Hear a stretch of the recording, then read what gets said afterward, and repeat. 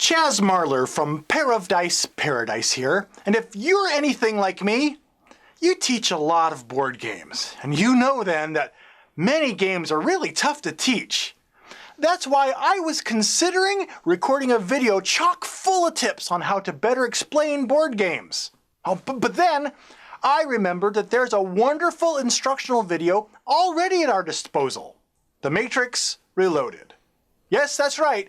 The Matrix Reloaded demonstrates everything that you need to know about teaching board games. For example, here are just some of the things that you can learn from this fine feature film. Set realistic expectations. Interestingly, many of my favorite games turned out to be those that I initially went into with really low expectations. The pleasant surprise of having my expectations exceeded made the game shine even more. Comparatively, a lot of hype surrounding a game can lead to disappointment simply because they can't live up to it. Now, imagine that, instead of describing a board game, you are describing the cinematic asparagus burp that is The Matrix Reloaded. If you introduce it like this... The car chase is unstoppably watchable, man. The car chase will be blowing people's minds for 50 years. You may be setting slightly hyperbolic expectations for the movie. And after that, you have nowhere to go but down. This isn't conspicuous at all. I saved you. My neck snapped. Therefore, don't set unrealistic expectations when describing a game that you introduce, because the new players may ultimately be left disappointed and slightly disoriented. Exclude the meaningless minutia. Okay, so you're in the midst of teaching the game, and then this happens. You encounter a rule that will only trigger under certain circumstances. So you wonder, do I skip over this rule, or do I detour into a 4-minute explanation of it? Well, the answer is somewhere in the middle. Don't skip it completely, but fight the temptation to tangent, because that flow-faltering faux pas is the board game instructional equivalent of conducting a stirring, heart-pounding speech about how you, the last remnants of humanity, will not relent in your fight against the angry killer robots that are barreling down towards your stronghold this very minute, with the sole objective of obliterating every last one of you and then cutting immediately to a mud-soaked dance party. For 4 minutes.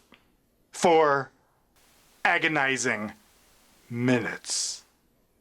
So, when explaining a game's rules, don't inflict the instructional equivalent of a 4-minute dance scene by getting sidetracked by irrelevant minutia. Don't do it. Never do it. It is a thing not to do. Stick to what your players need to propel them into playing, and address secondary special case rules as they're encountered. Know your rules so you don't break them. Returning to the question of whether or not to spend time describing rules that may only be encountered in certain circumstances, while they don't need to be covered in detail while teaching the game, do make sure that players are aware of their existence. The goal is to avoid surprises that appear to change the rules of the game suddenly and without any reason. There's nothing worse than thinking you've explained all there is to know about a game, but then, mid-game, realizing that you have to say, oh, you know what? What I told you before? Yeah, ignore that. That's not actually how all of this works. To a player, it's the equivalent of learning the rules of a movie universe and then having this happen. Oh, look what I can do now. I didn't know you could do that. Oh, guess I can. Or this. Oh, look what I can do now. I didn't know you could do that. Oh, guess I can. If introduced, or even hinted at earlier, plot twists like this help reveal new layers to the universe that the story is set in. However, when new rules like this are just plopped out midstream with no reason established as to why this is a new rule, it just comes across as pulling ideas out of the air, which will cause your audience to lose faith in you. Reduce unnecessary obfuscation. Be clear. Most importantly, be prepared. When explaining a game's rules, know where you're going and have an ending in mind when you start your explanation. Keep it concise and on point. Explaining something technical, such as board game rules, in a digestible manner is not an easy task. It takes practice.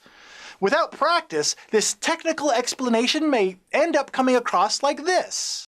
The action table has 6 columns for actions and 6 spaces for executive actions. Each column is related to one die result and has 3 rows. The executive actions have 1 space for each result. The table is divided into 2 halves. On the left side of the table, in blue, is for the dice results of 1, 2, and 3. Okay, you can stop. Dice on this side of the table are used for movement.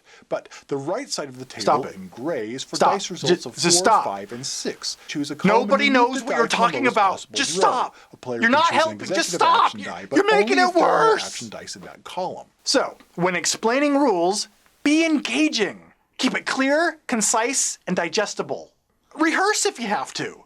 Don't just spout rules from the rule book like some sort of robot, or Colonel Sanders looking facsimile of a robot for some reason. So there you have it. Several suggestions for explaining board game rules better. By simply putting these tips that the Matrix Reloaded teaches us into practice, your next gaming session will most assuredly be unstoppably playable. Yeah!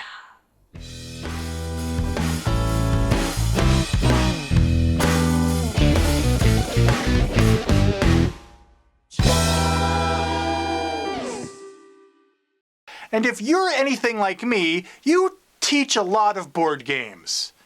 You also have an irrational fear of waffle mix. You once peeled an entire apple without losing any meat. You know what aardvark tastes like. You're the proud owner of a 1973 rust orange Chevrolet Impala. You own this shirt. You could probably think of something to say here.